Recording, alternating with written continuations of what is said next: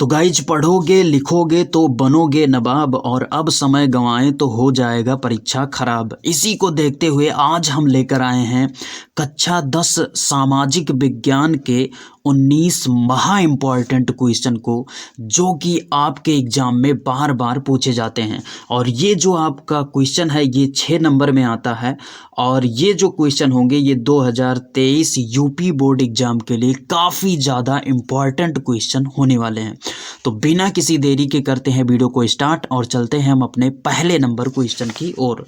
दोस्तों हमारा जो पहला मोस्ट इम्पॉर्टेंट क्वेश्चन है वो है असहयोग आंदोलन किसने चलाया था, इसके प्रमुख 3 कारणों का उल्लेख करो। दोस्तों ये जो क्वेश्चन है ये पिछले कई वर्षों में आया हुआ क्वेश्चन है, तो बिल्कुल से आप इसको तैयार करेंगे, बिल्कुल से इग्नोर नहीं करेंगे। तो ये आपका हो गया पहला नंबर क्वेश्चन। उसके बाद में हम चलते हैं दूसरे नंबर क्वेश्चन पर। दोस्तों दूसरा नंबर क्वेश्चन है सविनय अवज्ञा आंदोलन कब चलाया गया था, इसके प्रमुख 3 कारणों का उल्लेख कीजिए। दोस्तों ये जो क्वेश्चन है ये भी मोस्ट इम्पॉर्टेंट क्वेश्चन है, बिल्कुल से आपको तैयार करना है, छोड़ना नहीं है। उसके बाद में अब हम चलते हैं अपने अगले नंबर क्वेश्चन पर। अगला क्वेश्चन है महामंदी का क्या आशय है, इसके मुख्य 2 कारण बताइए, इसके 2 प्रभाव भी लिखिए। दोस्तों ये जो क्वेश्चन है ये आपका मोस्ट इम्पॉर्टेंट क्वेश्चन है, कई बार पूछा गया क्वेश्चन है, तो बिल्कुल से आपको इसको तैयार करना होगा। उसके बाद में अब हम चलते हैं अपने अगले नंबर क्वेश्चन पर। चौथा नंबर क्वेश्चन है भारत में औद्योगिक विकास की क्या विशेषताएं हैं, किन्हीं 4 का उल्लेख कीजिए। दोस्तों ये जो क्वेश्चन है ये भी काफ़ी ज़्यादा इम्पॉर्टेंट क्वेश्चन है, तो इसको आपको बिल्कुल से तैयार कर लेना है। उसके बाद में अब हम चलते हैं अपने अगले नंबर क्वेश्चन पर। अगला नंबर जो क्वेश्चन है ये मोस्ट इम्पॉर्टेंट क्वेश्चन है।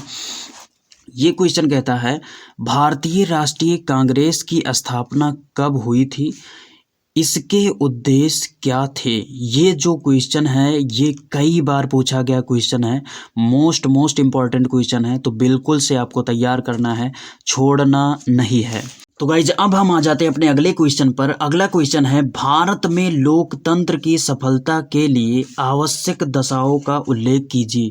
ये भी जो क्वेश्चन है ये मोस्ट इम्पॉर्टेंट क्वेश्चन है, जिसको आपको छोड़ना नहीं है, अच्छे से तैयार कर लेना है।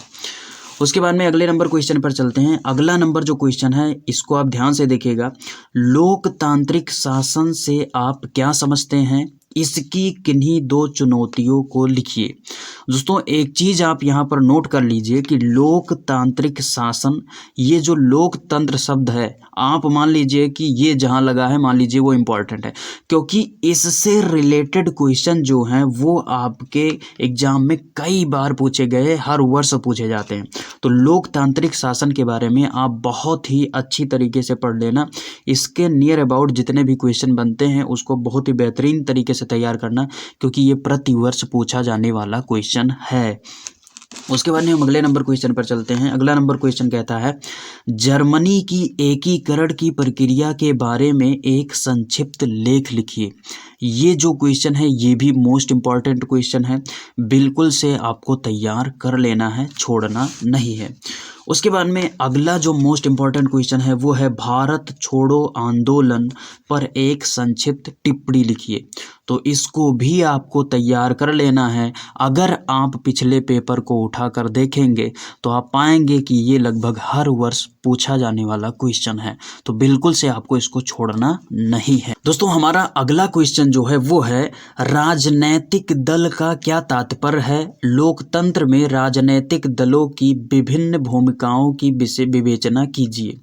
तो ये जो क्वेश्चन है ये भी काफ़ी ज़्यादा इम्पॉर्टेंट क्वेश्चन है, कई बार पूछा गया क्वेश्चन है, तो इसको भी बिल्कुल से आपको तैयार कर लेना है। उसके बाद में हम 11वें नंबर क्वेश्चन पर आते हैं। ये जो क्वेश्चन है इसको आप ध्यान से देखिएगा। संघवाद क्या है, भारत की संघीय ढांचे की 4 विशेषताएं बताइए। तो बिल्कुल से आपको इसको तैयार करना है, छोड़ना नहीं है, पढ़ लेना है, अदरवाइज अगर आया एग्जाम में तो आपका दिक्कत हो जाएगा। ये ठोस नंबर में आता है, 6 नंबर में आता है। उसके बाद में अब हम अगले क्वेश्चन पर चलते हैं। अगला क्वेश्चन कहता है वैश्वीकरण किसे कहते हैं? वैश्वीकरण को संभव बनाने वाले कारक बताइए। भारत में वैश्वीकरण पर प्रकाश डालिए।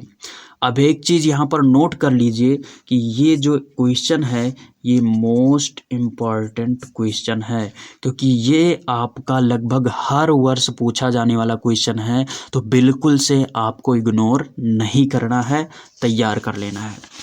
उसके बाद में अगला क्वेश्चन है भारत में कृषि की महत्व पर संक्षिप्त टिप्पणी लिखिए।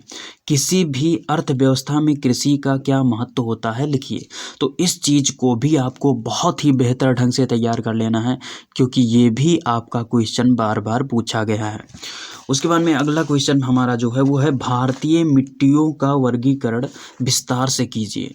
तो ये जो भारतीय मिट्टी है इसके बारे में आप अच्छे से पढ़ लीजिएगा, इसके प्रकार के बारे में पढ़ लीजिएगा। बहुत ही बार पूछा गया क्वेश्चन है, शॉर्ट में भी पूछा जाता है, लॉन्ग में भी पूछा जाता है। तो बिल्कुल से आप इसको तैयार करेंगे, छोड़ेंगे नहीं। उसके बाद में अब हम अगले नंबर क्वेश्चन पर चलते हैं। अगले नंबर क्वेश्चन है संगठित तथा असंगठित क्षेत्रों में अंतर लिखिए। तो इसको आपको तैयार कर लेना है, छोड़ना नहीं है। उसके बाद में अगला नंबर क्वेश्चन है भारतीय रिजर्व बैंक के कार्यों का वर्णन कीजिए। तो एक चीज़ यहाँ पर ध्यान में रखना कि अगर आप इसको पढ़ेंगे नहीं तो लिख नहीं पाएंगे। तो बहुत ही बेहतर ढंग से इसको तैयार कर लेना, बहुत ही आसान है, थोड़ा सा मेहनत करना होगा और आपका अच्छा नंबर तैयार हो जाएगा। उसके बाद में अगला नंबर क्वेश्चन है उपभोक्ता के अधिकारों की व्याख्या कीजिए। मोस्ट इम्पॉर्टेंट क्वेश्चन है, क्योंकि ये कई बार पूछा गया क्वेश्चन है, ये बार बार रिपीट होता है। तो बिल्कुल से आपको इसको तैयार करना होगा। उसके बाद में हमारा अगला नंबर क्वेश्चन है कि विदेश व्यापार विभिन्न देशों के बाजारों के एकीकरण में किस प्रकार सहायता करता है, संक्षेप में लिखिए। तो इसको आपको बहुत ही बेहतर ढंग से लिखना है, क्योंकि विदेश व्यापार जो है ये आपके लिए काफ़ी ज़्यादा इम्पॉर्टेंट क्वेश्चन है। उसके बाद में हम अगले नंबर क्वेश्चन पर चलते हैं। अगला नंबर जो क्वेश्चन है वो है कि ऊर्जा के पारंपरिक तथा गैर पारंपरिक स्रोतों से आप क्या समझते हैं। तो ये जो क्वेश्चन है ये भी मोस्ट इम्पॉर्टेंट क्वेश्चन है। तो यहाँ पर मैं आप सभी को बताना चाहूँगा कि जितने भी क्वेश्चंस यहाँ पर हमने आपको बताए हैं, ये जो क्वेश्चन है ये मोस्ट इम्पॉर्टेंट क्वेश्चन है, इनको बिल्कुल से आपको छोड़ना नहीं है। साथ ही एक चीज़ यहाँ पर आप नोट कर लीजिए कि सामाजिक विज्ञान में बहुत सारे क्वेश्चंस हैं मोस्ट इम्पॉर्टेंट। तो हर वर्ष जो क्वेश्चन होता है वो अदल बदल कर आते हैं, नए क्वेश्चन पुट किए जाते हैं। तो आपको क्या करना है कि जैसे इसमें जितने भी हम क्वेश्चन दिए हैं वो रिपीटेड क्वेश्चन होते हैं, जो बार बार रिपीट किए जाते हैं। तो इसको तो बिल्कुल नहीं छोड़ना है। और उसके बाद में अपने बुक को अच्छे से तैयार कर लेना है, एक बार पढ़ लेना है, जिससे कि कोई भी टॉपिक आए तो आप आसानी से लिख पाएँ। बाकी जितने हमने 19 क्वेश्चन बताए हैं बिल्कुल से रट लेना है, बिल्कुल से तैयार कर लेना है। आई होप कि ये वीडियो आप सबको अच्छी लगी होगी। अगर वीडियो अच्छी लगी तो वीडियो को लाइक कीजिए। मिलेंगे किसी नई वीडियो में, तब तक के लिए जय हिंद।